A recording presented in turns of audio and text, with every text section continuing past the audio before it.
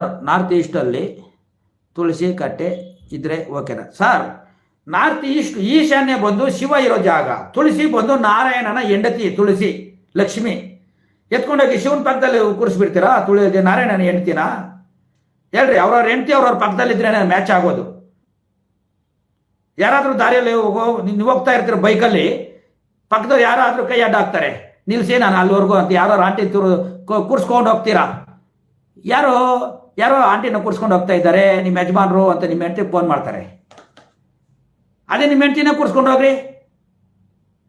ಅಯ್ಯ ಅವ್ರ ಹೆಂಡ್ತಿನ ಅವ್ರು ಕೂರಿಸ್ಕೊಂಡು ಹೋಗ್ತಾರೆ ಅಂತ ಹೇಳ್ಬಿಟ್ಟು ಪಕ್ಕಕ್ಕೆ ಹೋಗ್ತಾರೆ. ಇಲ್ಲಾಂದ್ರೆ ಫೋನ್ ಹೋಗ್ತದೆ, ಹೂ ಇಸ್ ಶಿ ಅಂತ. ಅರ್ಥ ಆಯ್ತಾ ನಾನು ಹೇಳೋದು? ಅರ್ಥ ಮಾಡ್ಕೊಳ್ಳಿ. ಅಂದರೆ ನಾರಾಯಣ ಲಕ್ಷ್ಮಿ ಇರೋದು ಪೂರ್ವ ಮಧ್ಯ ಭಾಗದಲ್ಲಿ, ಅಂದರೆ ಇಂದ್ರ. ತುಳಸಿ ಅಂದರೆ ಲಕ್ಷ್ಮಿ ಇರೋ ಜಾಗ ಯಾವುದು? ಶುಕ್ರ ಗ್ರಹ ಪೂರ್ವ ಮಧ್ಯ ಭಾಗ. ಅಂದರೆ ನೀವು ಪೂರ್ವ ಮಧ್ಯ ಭಾಗದಲ್ಲಿ ತಾನೇ ಇರಬೇಕು.